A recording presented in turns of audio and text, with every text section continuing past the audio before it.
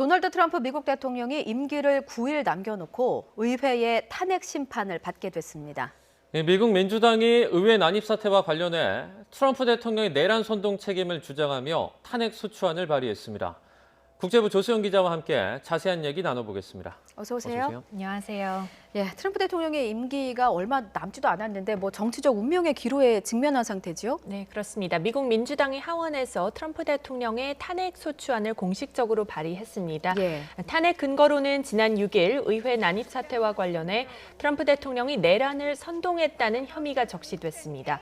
트럼프 대통령이 시위대 앞에서 무법 행위를 부추기는 발언을 함으로써 의회 불법 침입과 상하원 인사 위협 등의 상황을 선동했다는 겁니다. 예. 구체적으로 맹렬하게 싸우지 않으면 더는 이 나라를 갖지 못할 것이라는 연설 내용을 근거로 들었습니다.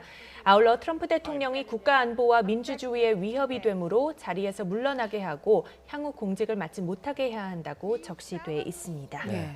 이제는 해당 안건이 상하원을 모두 통과할지가 관심이 집중되는데 네. 전망이 어떻게 됩니까? 네, 미국 언론들은 한 이틀 뒤쯤 현지 시각으로 13일 하원에서 표결이 이루어질 것으로 내다봤는데요. 네. 하원을 통과하려면 과반 찬성이 필요합니다. 현재 민주당이 하원 435석 중 222석을 차지한 만큼 무난하게 통과할 것으로 예상됩니다. 다만 마지막 관문인 상원 표결이 관건입니다. 예. 상원의원 100명 중 3분의 2 찬성을 얻어야 탄핵이 확정되는데요. 공화당이 50석, 민주당이 48석, 그리고 제3당이 2석을 각각 차지하고 있습니다. 민주당 전원이 찬성표를 던진다고 가정을 하면 공화당에서 최소 17석의 찬성표가 나와야 결의안이 가결됩니다. 현재 공화당 상원 내부에서는 탄핵 찬성 여론이 있긴 하지만 17명이나 트럼프 대통령에 공개적으로 등을 돌릴지는 미지수입니다. 그렇군요. 근데 실제로 트럼프 대통령이 탄핵의 심판대에 올랐다가 상원에서 기각이 된 적이 있죠. 네, 그렇습니다. 지난 2019년 말이었습니다. 당시 트럼프 대통령은 우크라이나 대통령에게 잠재적 대선 경쟁 후보인 바이든 당선인에 대한 조사를 종용하며 예. 우크라이나에 대한 군사 원조와 연계했다는 의혹을 받았는데요. 권력 남용과 의회 방해 등 두 가지 혐의로 탄핵 심판대에 올랐습니다. 그 결과 탄핵 소추안이 하원에서는 가결됐지만 상원에서 기각됐습니다. 이번에는 공화당 일각에서도 트럼프 대통령이 시위대를 선동했다는 비판이 제기되고 있어서 분위기가 그때와는 조금 다르지만요. 상원 표결에서 과연 3분의 2 정족수를 넘길지 이게 쉽지 않다는 전망이 지배적입니다. 아울러 미치 매코넬 공화당 상원 원내대표가 바이든 취임식까지는 상원을 소집하지 않기로 한 상황이어서요. 트럼프 임기 내의 탄핵 표결은 더욱더 어려운 상황이 됐습니다. 예. 하원이 트럼프 대통령의 직무를 해임하기 위해서 또 노력하고 있다는 소식도 전해졌어요. 네, 그렇습니다. 민주당 하원 의원들은 펜스 부통령이 수정헌법 25조를 발동해 트럼프 대통령을 해임하도록 촉구하는 결의안도 발의했습니다.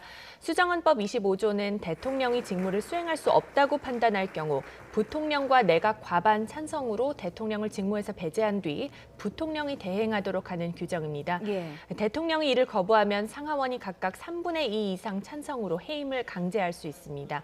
그런데 사실 이 규정을 발동하려면 통상적으로 건강 악화 등이 근거가 됩니다.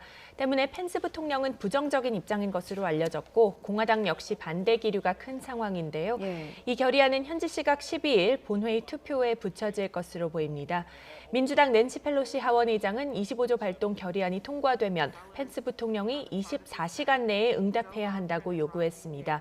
만약 펜스와 내각이 25조를 발동하지 않을 경우 탄핵 소추안을 처리하겠다는 입장을 분명히 했습니다. 네. 그러면 이제 트럼프 대통령과 바이든 당선인의 입장이 궁금한데요. 네. 구체적인 입장이 나온 게 있습니까? 네, 우선 트럼프 대통령 쪽은 많이 잠잠합니다. 예. 트럼프 대통령은 그동안 트위터를 대국민 소통 창구로 사용해 왔는데 의회 난입 사태 이후 계정이 영구적으로 정지됐죠. 이 때문에 SNS를 통한 입장 표명은 없는 상태이고요. 백악관 대변인을 통한 공식 성명도 아직 나오지는 않고 있습니다. 이런 가운데 바이든 당선인은 현지 시각 11일 오후 델라웨어주의 한 병원에서 화이자 백신의 2차 접종을 공개적으로 했는데요. 민주당이 탄핵 소추안을 발의하고 2시간 정도 지난 시점이었습니다. 예. 이 자리에서 관련 질문이 나오자 바이든 당선인은 트럼프 대통령이 대통령직에 있어서는 안 된다고 본다 이렇게 짧게 언급했습니다. 예.